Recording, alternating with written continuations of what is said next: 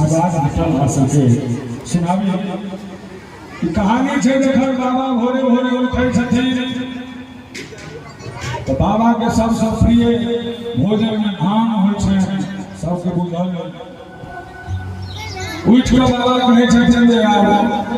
हमरा भागत ताक लग गेलै से नै तो कोनो जोगाड़ करू मैया तो कार्तिक गणपति के कोरा में लगभग बैसल छथिन बड़ा सुंदर भाव से कहै छथिन बाबा आ तखन मैयो जवाब दै छथिन सुन भाव छै बाबा कहै छथिन मैया से पहले उठू उठू हे नौरा उठू उठू हे नौरा ये उठू उठू हे नौरा कन्यो उठू हे नौरा हर गेले भांग के तेरा उठू हे नौरा हर गेले भांग के तेरा उठू हे नौरा उठू उठू हे नौरा उठू उठू हे नौरा हर गेले भांग के तेरा उठू हे नौरा हर गेले भांग के तेरा उठू हे नौरा।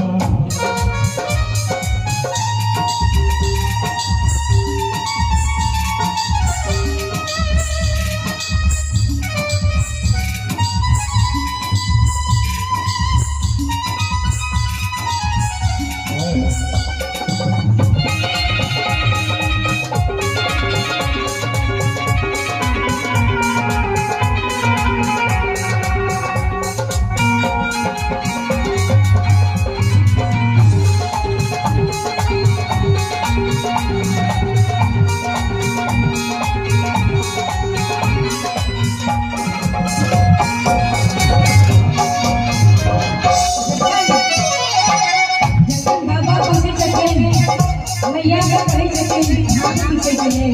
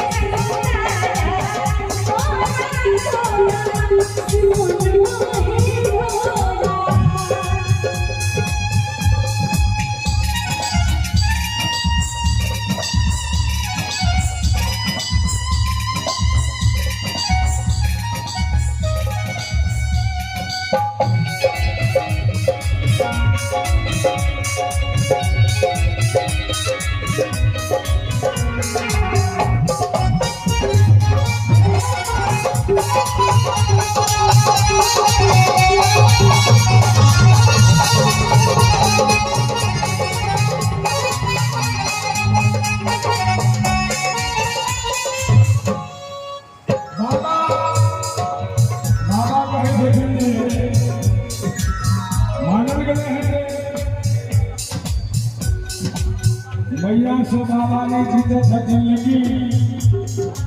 मानव गए हैं सृष्टि पर जहिना महिला के अधिकार 50% समय से सरकार महीना उत्सव का अधिकार उत्सव से कोई कम नहीं है। बाबा कहे छथिन मैया से आचर छाई दियो धरती की सुधाई दियो आचर छाई कार्तिक सुताई सुतल छछराती त की करबै आंचल छाप पर सुधा दियो